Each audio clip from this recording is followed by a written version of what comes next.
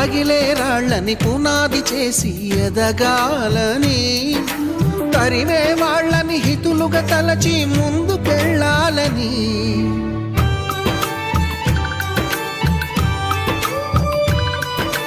కన్నుల నీటిని కలల సాగుకై వాడుకోవాలని, కాల్చే నిప్పుని ప్రమిదగా మలచి కాంతి పంచాలని, గుండెతో ధైర్యం చెప్పెను, చూపుతో మార్గం చెప్పెను, అడుగుతో గమ్యం చెప్పెను. నేనున్నానని నీకేం కాదని, నిన్నటి రాతని మార్చేస్తానని.